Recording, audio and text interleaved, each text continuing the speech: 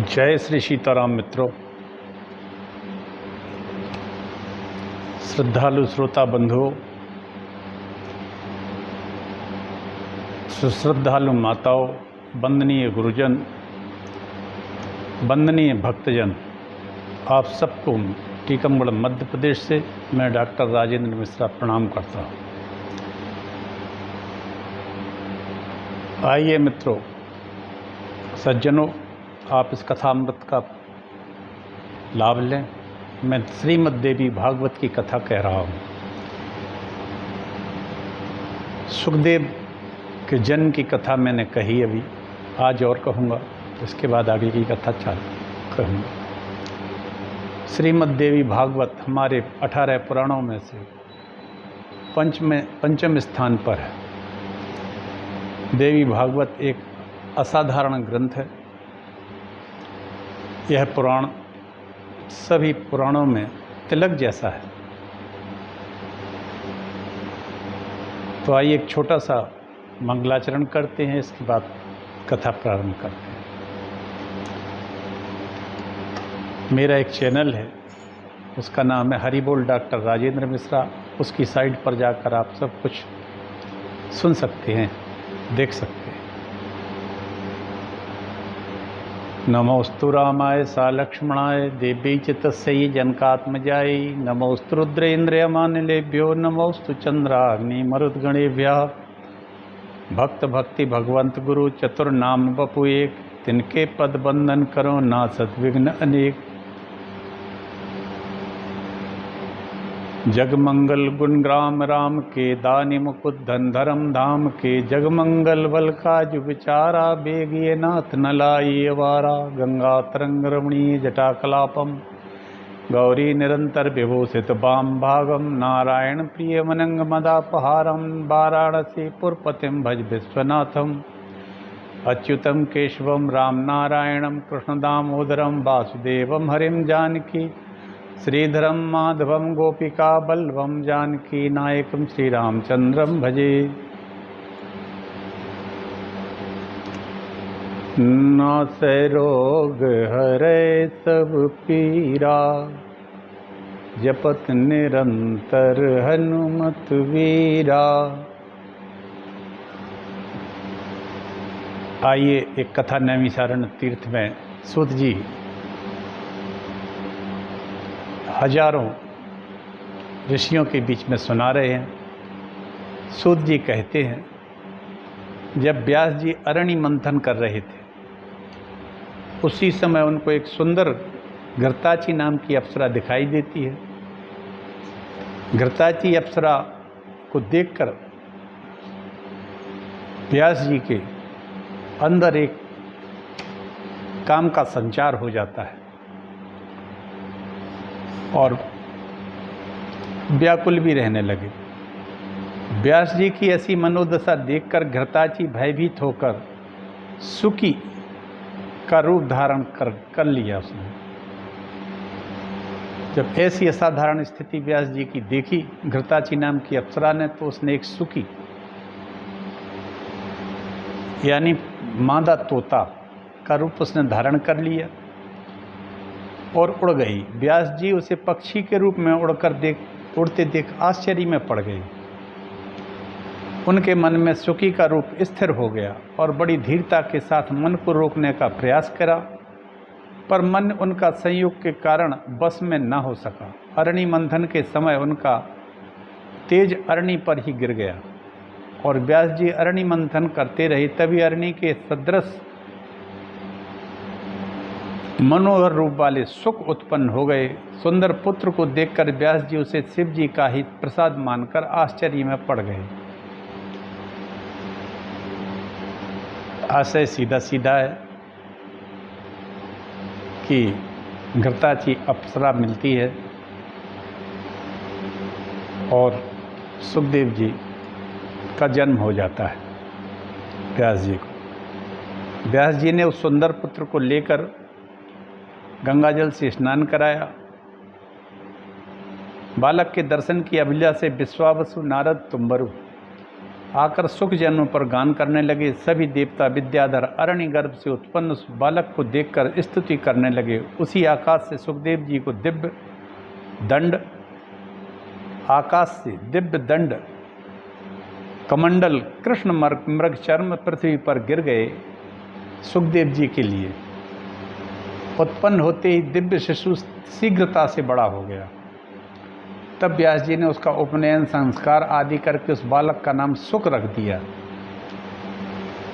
व्यास जी के पुत्र सुखदेव जी ने बृहस्पति को अपना आचार्य मानकर विधिवत ब्रह्मचर्य धारण कर वेद शास्त्रों का गुरुकुल में रहकर अध्ययन कर गुरु को दक्षिणा देकर अपने व्यास जी के पास आ गए।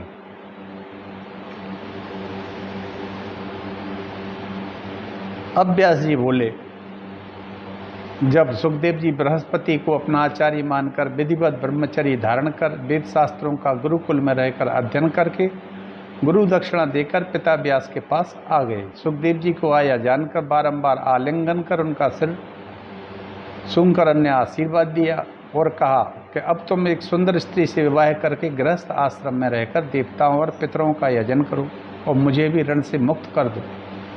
अपुत्रस्य गतिर्नास्ति स्वर्गो नैव च तस्मात् पुत्र महाभाग कुरु स्वाद्य ग्रहाश्रमम। व्यास जी कहने लगे, पुत्र अपुत्र की गति नहीं होती है, उसे स्वर्ग नहीं मिलता है, इसलिए पुत्र सुख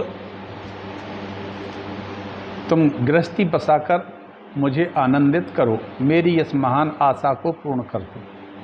सुखदेव जी कहने लगे, पिताजी, सुखदेव जी व्यास जी अपने पिताजी से कहने लगे कि पिताजी, आप मुझे यह बताने की कृपा करें कि मनुष्य लोक में विपत्ति रहित कौन सा सुख है। इस संसार में केवल एक ही चीज़ है, उसका नाम है विपत्ति। मनुष्य लोक में विपत्ति रहित ऐसा कौन सा सुख है जिसमें विपत्ति ना हो। इस संसार के जितने सुख हैं वो विपत्ति सहित होती है, विपदा रहती है। हे महाभाग, स्त्री पाकर मैं उसी के बस में हो जाऊंगा, ऐसा ही होता है। तब भला आप ही बताइए, परतंत्र होकर और विशेष तरह स्त्री के बस में रहकर मैं कौन सा सुख पा सकूंगा। इस तरह से सुखदेव जी ने व्यास जी को उत्तर दे दिया। क्योंकि परिवार के बंधन में फंसा हुआ प्राणी कभी भी बंधन मुक्त नहीं होता है, वो बंधन में ही बंधा है। परिवार के बंधन में कह लें या स्त्री पुत्र के। फिर वो बोले, पिताजी, मैं अयोनिज हूँ, तन योनि जन्म सुख में मेरी बुद्धि प्रकार किस प्रकार होगी। मैं किसी योनि से तो पैदा हुआ नहीं हूँ, किसी विशेष मात्र से पैदा नहीं हूँ माता से। अयोनिज हूँ, अयोनिज माने मैं स्वयं प्रकट हुआ हूँ आपकी अग्नि मंथन से, अरणि मंथन से। तो मैं भविष्य में भी अपनी उत्पत्ति किसी योनि में नहीं चाहता। अब मैं किसी दूसरी योनि में क्यों लग जाऊँ। जब मैं खुद अयोनिज हूँ तो मैं दूसरी योनियों में भटकने की मुझे क्या ज़रूरत। अतः अद्भुत आध्यात्म सुख को छोड़कर मैं विट मूत्र जन्य सुख को क्यों चाहूँगा। अपने आप में रमण करने वाला कभी विषय सुख का लोभी नहीं होता। जो आत्माराम होते हैं, जो अपने आप में ही मस्त रहते हैं, भगवत चिंतन में लगे रहते हैं, उन्हें विषय सुख का लोभी नहीं होते। हे पिताजी, वेद शास्त्र पढ़कर भी जो सांसारिक सुख में फंसे रहते हैं, भला उनसे बढ़कर मूर्ख कौन होगा। उन्हें तो कुत्ते, घोड़े, सुअर आदि पशुओं के धर्म वाला ही समझना चाहिए। जो सांसारिक सुखों में फंसे हैं उनसे मूर्ख कौन होगा। कुत्ता, घोड़ा, सुअर आदि पशुओं जैसा ही समझो। पुरुष को बंधन में जकड़ लेने के कारण ही उसे ग्रह कहा जाता है, ग्रह कहा गया है। अतः ऐसे बंधन रूप घर में सुख कहाँ है, घर को यहाँ ग्रह कहा है। इसलिए मैं भयभीत हूँ। अज्ञानी और अभागे मनुष्य मानव जन्म को पाकर भी पुनः बंधन में पड़ जाते हैं। व्यास जी कहते हैं, न ग्रहम बंधनागारम बंधने न च कारणम मनसा यो विनिर्मुक्तो गृहस्थो अपि विमुच्यते। व्यास जी कहने लगे, ग्रह बंधन कारक नहीं है। तुम कहते हो सुखदेव की ग्रह जो है वो बंधन का कारण है, तो ग्रह बंधन का कारण बिल्कुल भी नहीं। जो मन से बंधन मुक्त है वह ग्रस्त में रहकर भी मुक्त रहता है। व्यास जी ने कितनी अच्छी बात कही। बेटा, जो मन से बंधन मुक्त है, बंधन में डालने वाला तो ये मन है जो हमें बंधन में डाल देता है।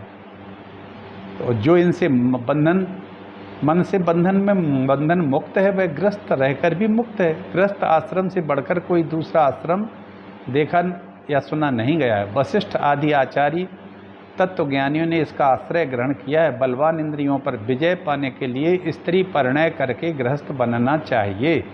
तत्पश्चात वृद्धावस्था में तप करना चाहिए। हे महाभाग, विश्वामित्र जी ने 3000 वर्ष कठिन तपस्या करके ही मेनका से शकुंतला को पैदा हुई थी। मेरे तपस्वी पिता पराशर जी भी धीवर की कन्या पर मोहित हो गए थे। अतः हे कल्याणकारी पुत्र, तुम मेरा वचन मानकर किसी कुलीन कन्या से विवाह करके सनातन वेद मार्ग का पालन करो। परंतु सुखदेव जी ने विवाह करना अस्वीकार कर दिया। इतना कुछ समझाया व्यास जी ने कि सुखदेव जी को कि वो ब्याह कर लें, आगे की परंपरा बनी रहे, लेकिन उन्होंने अस्वीकार कर दिए। सूत जी कहने लगे, एक समय श्री विष्णु महालक्ष्मी से कहने लगे, हे बरारोहे, कुछ समय पूर्व मैंने स्पष्ट अक्षरों वाला आधा श्लोक सुना। वह परम कल्याणमय तथा रहस्यमय वाक्य किसने कहा था? भगवान विष्णु लक्ष्मी जी से बोले, कुछ समय पूर्व मैंने स्पष्ट अक्षरों वाला आधा श्लोक सुना था, वो किसने कहा? मुझे शीघ्र बताइए, इस विषय में मुझे शंका है। जिस प्रकार निर्धन धन की चिंता करता है, उसी प्रकार मैं भी बार बार उसका स्मरण करता हूँ।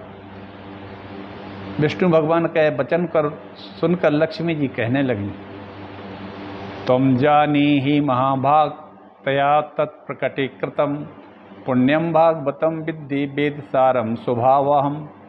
महालक्ष्मी कहने लगी, हे महाभाग, आप यह जानने की यह आर्ध श्लोक उसी पराशक्ति ने कहा था।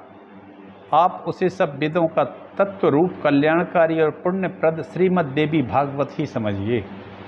जो आधा श्लोक आपने सुना है वो पराशक्ति, जिससे सारा ब्रह्मांड बनता है और वो संपूर्ण ब्रह्मांड में व्याप्त रहती है, उसको देवी श्रीमद् देवी भागवत कहते हैं। उसी ने कहा था,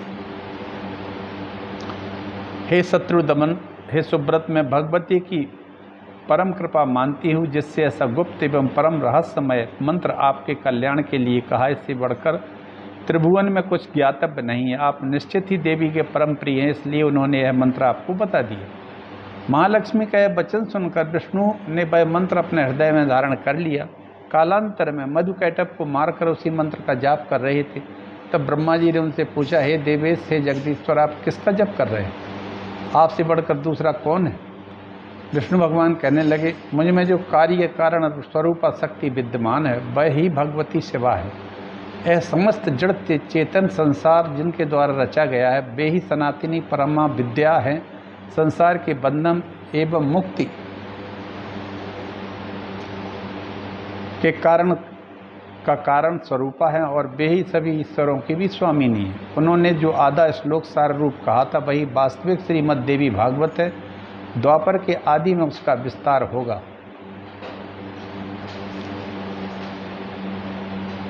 राधे जगदम्बा शिव जगत माता, जो सबका पालन करती हैं, रचना पालन संहार करें, देवों पर शासन करती हैं। व्यास जी ने कहा थे, सुनकर विष्णु के नाभि कमल पर ब्रह्मा जी ने उस भागवत का संग्रह किया और देवी भागवत को श्री नारद जी से कहा। पूर्व काल में वही पुराण देवर्षि नारद ने मुझे दिया, फिर मैंने उसे 12 स्कंधों में विस्तृत कर दिया। व्यास जी सुखदेव जी से कहने लगे, हे महाभाग, वेद तुल्य 5 लक्षणों से युक्त है। 18,000 श्लोकों को हृदयंगम कर लो। यह पुराण अज्ञान नाशक है, सुखप्रद है, शांतिदायक है, कल्याणकारी है और पुत्र पौत्रों की वृद्धि कराने वाला है। तुम्हारे साथ में लोमहर्षण से उत्पन्न मेरे शिष्य धर्मात्मा सूत जी भी तुम्हारे साथ इस शुभ पुराण संहिता का अध्ययन करेंगे। सूत जी ने कहा, ऋषियों, व्यास जी ने मुझसे अपने पुत्र से इस प्रकार कहा था, तब मैंने इस विस्तृत पुराण संहिता को पढ़ा। व्यास जी ने एक दिन देखा कि सुखदेव उदासीन, व्याकुल, चिंतित अवस्था में हैं, भोजन भी नहीं करते हैं। तो उन्होंने कहा, हे मानव, तुम निर्धन व्यक्ति की भांति चिंतातुर क्यों रहते हो? मन की गिलानी छोड़ो, शास्त्रोक्त ज्ञान का चिंतन करो और आत्मचिंतन में मन लगा लो। हे सुब्रत, यदि तुमको मेरे उपदेश से शांति नहीं मिलती तो मिथिलापुरी में राजा जनक के पास चले जाओ। राजा जनक तुम्हारे मोह का नाश कर देंगे। वे राजर्षि विदेहराज जनक ब्रह्म ज्ञान का चिंतन करने वाले यथार्थ वक्ता है, शांत चित्त तथा सदा योग प्रिय भी हैं। सुखदेव जी कहने लगे अपने पिता से, हे धर्मात्मन, आपने जो कहा उससे मेरे मन में शंका हो रही है। जीवन मुक्त तथा विदेह होते हुए राजा जनक हर्ष के साथ राज्य कैसे करते? विराज्य करते हुए विदेह कैसे हैं? इसमें मुझे संदेह है। सुखदेव जी कहते हैं, द्रष्टुमिच्छाम्यहं भूपम विदेह नृपसत्तमम् कथम तिष्ठति संसारे पद्म पत्र में वाम बसी। अब मैं विदेह राजा जनक को देखना चाहता हूँ। वे जल में कमल पत्र की भांति संसार में किस प्रकार रहते हैं। हे महामते, भला भोग हुआ भोग अभोग कैसे हो सकता है? भला भोगा हुआ भोग अभोग कैसे हो सकता है? किया हुआ कर्म अकर्म कैसे हो सकता है? इंद्रियों का सहज व्यवहार किस प्रकार छोड़ा जा सकता है? एक पुत्र अपनी माता, पत्नी, बहन, अस्ति स्त्री के साथ वेद अवेद का संबंध क्यों नहीं होगा? पर ऐसा होने पर जीवन मुक्तता कैसी?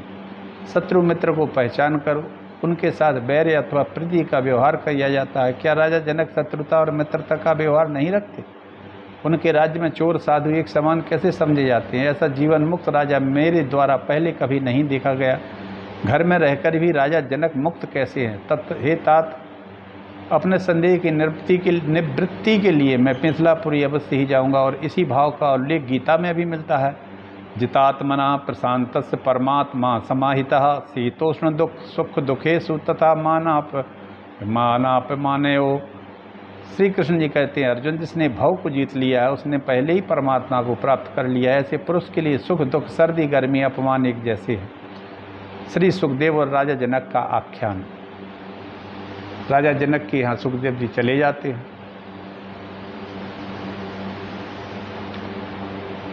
मिथिलापुरी जाते हैं और इसके बीच इनमें वार्ता होती है। सुखदेव जी मिथिलापुरी पहुँच गए। जब व्यास जी ने सुखदेव जी को जनकपुर जाने की इच्छुक देखा तो व्यास जी ने कहा, पुत्र तुम्हारा कल्याण हो, तुम दीर्घायु हो। हे तात, तुम मुझे वचन देकर जाओ कि यहाँ से जाकर पुनः इसी आश्रम में वापस आओगे। हे पुत्र, मैं तुम्हारा मुख कमल देखकर ही सुखी रहता हूँ और तुमको न देखकर मेरा मन दुखी रहता है। हे पुत्र, जनक जी से मिलकर अपना संदेह दूर करके फिर वापस आश्रम में ही आकर वेदाध्ययन में रत रहते हुए सुख से रहना।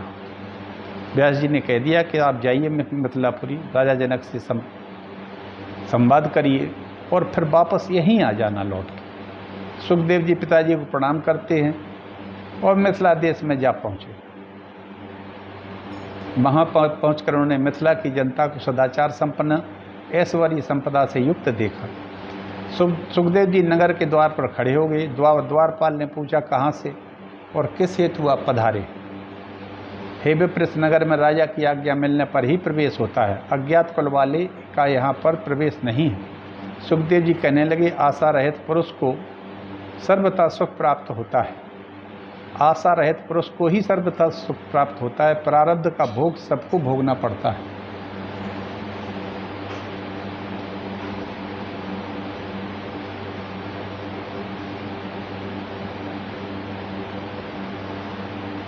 चाहे प्रारब्ध का भोग शुभ हो या अशुभ हो। मैं तो महाराज जनक का विदेह नाम सुनकर उत्सुकता से आया हूँ। नगर में तो प्रवेश करना भी निषिद्ध है, किंतु हे द्वारपाल, इसमें कोई दोष नहीं है। सेवक को तो स्वामी की आज्ञा का पालन करना है हितकारी है। इसमें सर्वथा मेरा ही दोष है कि मैं जो यहाँ आया हूँ। द्वारपाल ने जब उनकी बातें सुनी तो ज्ञानी समझकर द्विज श्रेष्ठ से मैंने आपको यहाँ रोक कर अपराध किया है, उसके लिए आप क्षमा करें। अब आप कृपा करके मुझे यह बताएं कि सुख क्या है और दुख क्या है और शत्रु कौन है और मित्र कौन है। सुखदेव जी कहने लगे उस द्वारपाल से कि संसार में जिसको राग है, इस संसार में जिसको राग है वही रागी है। उसे अनेक प्रकार के सुख एवं दुख भोगने पड़ते हैं। धन है, पुत्र है, कलत्र है, मान प्रतिष्ठा है, विजय प्राप्त करके ही सुख प्राप्त होता है। इनके न मिलने पर प्रतिक्षण हमेशा दुख रहता है। जो सुख के साधनों में विघ्न डाले वही शत्रु है। जो रागी पुरुष के सुख को सर्वथा बढ़ाए वही मित्र है। चतुर मनुष्य मोह में नहीं फंसता, किंतु मूर्ख सर्वत्र आसक्त रहता है। काम, क्रोध, प्रमाद आदि अनेक प्रकार के शत्रु हैं, किंतु व्यक्ति का सच्चा बंधु तो संतोष है। सूत जी कहने लगे, सुखदेव जी की बातें सुनकर उन्हें ज्ञानी द्विज समझकर द्वारपाल ने एक अत्यंत रमणीय कक्ष में प्रवेश कराया। उसमें उन्होंने अनेक प्रकार का दुकानें देखी। राजभवन की ओर बड़े द्वारपाल ने उनको वहीं रोक दिया। सुखदेव जी ने वहाँ काष्ठ की भांति द्वार पर खड़े हो गए। कुछ समय बाद राजमंत्री ने हाथ जोड़े हुए स्वयं आकर राजभवन के दूसरे कक्ष में प्रवेश कराया। वहाँ उपवन थे। वहाँ पर सुखदेव जी की सेवा में काम शास्त्र ने पर वीरांगनाओं को नियुक्त करके वीरांगनाओं राज्य मंत्री वहाँ से चले गए। मुनि को जितेंद्रिय जानकर वीरांगनाएं उनकी परिचर्या करने लगी। अरण्य नंदन सुखदेव ने उन्हें माता के भाव से देखा। उनकी चेष्टाओं को देखकर भी सुखदेव जी शांत रहे, चित्त होकर ध्यान मग्न ही रहे। सूत जी कहते हैं, सुखदेव जी को आया हुआ सुनकर राजा जनक अपने पुरोहितों को आगे करके मंत्रियों सहित सुखदेव जी के पास आ गए। कृत्वार हरणाम नृपा सम्यक दत्तासन मनुत्तमम प्रपच्छ कुशलम गाम च विनिवेद्य पयस्विनी।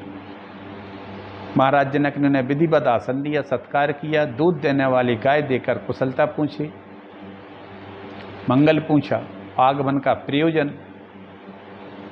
सुखदेव जी बोलते हैं, व्यासे नोक तो महाराज कुरुदार परिग्रहम सर्वेशा माश्रमाणाम च गृहस्थाश्रम उत्तम। सुखदेव जी कहने लगे, महाराज मैं पिताजी व्यास जी के ने मुझसे कहा कि विवाह कर लो, क्योंकि सब गृह आश्रमों में गृहस्थ आश्रम ही श्रेष्ठ है। गुरु रूप पिता द्वारा बताने पर भी गृहस्थ आश्रम बंधन कारक नहीं है, फिर भी मैंने उसे स्वीकार नहीं किया। मुझे संशय युक्त देखकर मुझसे कहा कि तुम मिथिला चले जाओ। वहाँ के महाराज जनक संसार में विदेह के नाम से विख्यात हैं। वे राज्य करते हुए भी माया के जाल में नहीं बनते। उन नृप श्रेष्ठ को देखो, उन विदेह जनक को देखकर अपने मन में उठते हुए मोह त्याग करो। वे महाराज तुम्हारे मन के संदेह का समाधान कर देंगे। अतः जिसमें मेरा हित हो वह मुझे बताइए। जनक जी कहने लगे, हे महाभाग, मोक्ष मार्ग अवलंबी विप्र को उपनयन संस्कार के बाद वेद शास्त्र के अध्ययन हेतु गुरु के सानिध्य में रहना चाहिए। वहाँ वेद वेदांतों का अध्ययन करके दीक्षांत गुरु दक्षिणा देकर वापस लौटे। फिर न्यायोपार्जित धन से अग्निहोत्र आदि कर्म करते हुए पत्नी के साथ गृहस्थी होना चाहिए। पुत्र पौत्र हो जाने पर मन वचन और कर्म से पवित्र रहते हुए वानप्रस्थ आश्रम में रहे। वहाँ तप के द्वारा काम, क्रोध, लोभ, मद, मोह और मात्सर्य इन 6 शत्रुओं पर विजय प्राप्त कर अपनी स्त्री का भार पुत्रों पर छोड़कर सांसारिक विषयों के भोग से शांति मिल जाने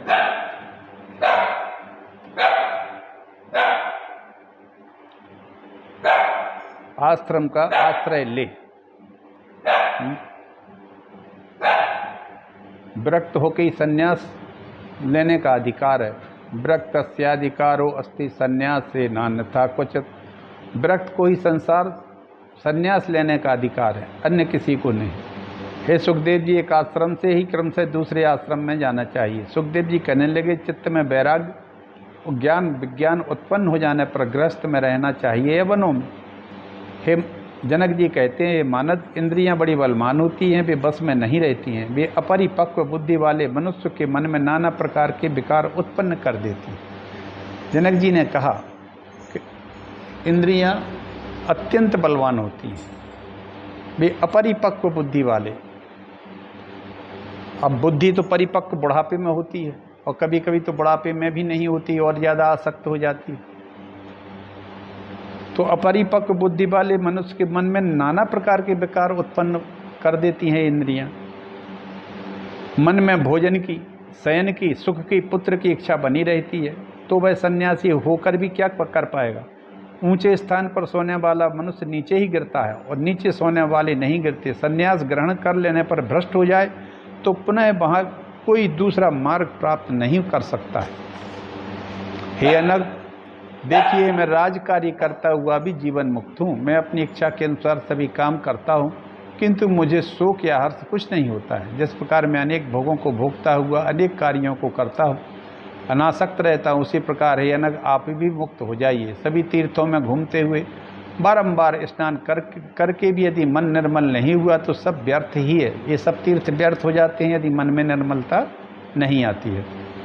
हे परंतप बंधन और मोक्ष का कारण ना यह देह है, न जीवात्मा है, न इंद्रियां हैं, अपितु मन एवं मनुष्याणाम कारणम बंध मोक्षयो हो। मनुष्य ही जीवन के मन ही मनुष्य के बंधन और मुक्ति का कारण है। हे सुखदेव जी, गुणों में गुण, पंचभूतों में पंचभूत, इंद्रियों में विषयों में इंद्रियां स्वयं रमण करती हैं, इसमें आत्मा का क्या दोष है?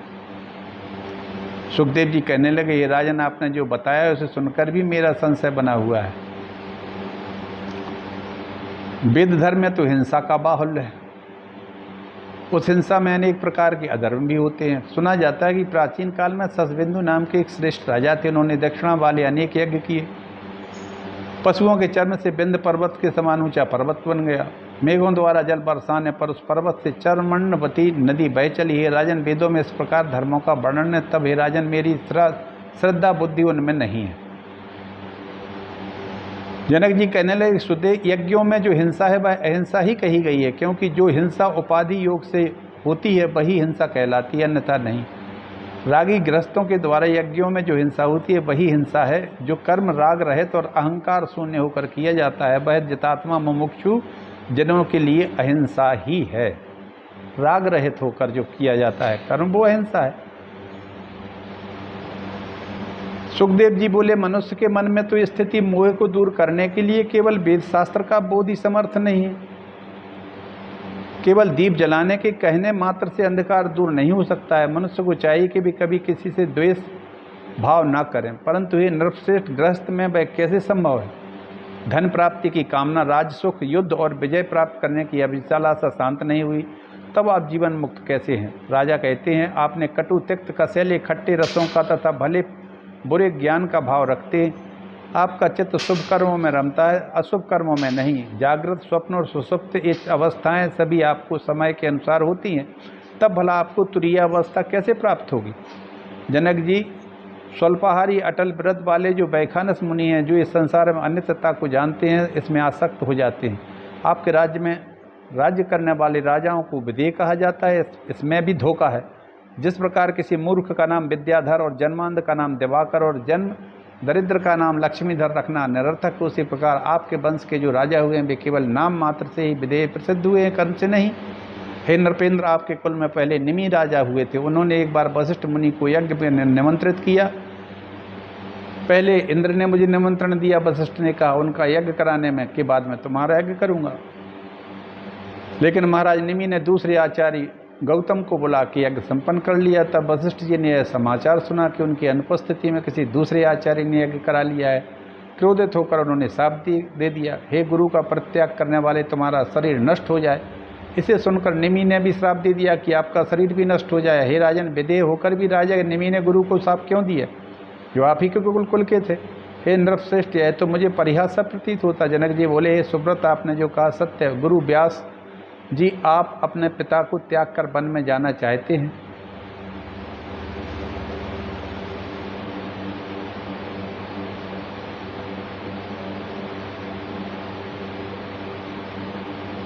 जनक जी कहने लगे, हे सुब्रत, आपने जो कहा है कि सत्य है। गुरु व्यास जी, आप अपने पिता को त्याग कर वन में जाना चाहते हैं। वहाँ भी मृग आदि में स्नेह रहेगा ही। पृथ्वी जल आदि भी महाभूत सर्वत्र विद्यमान है।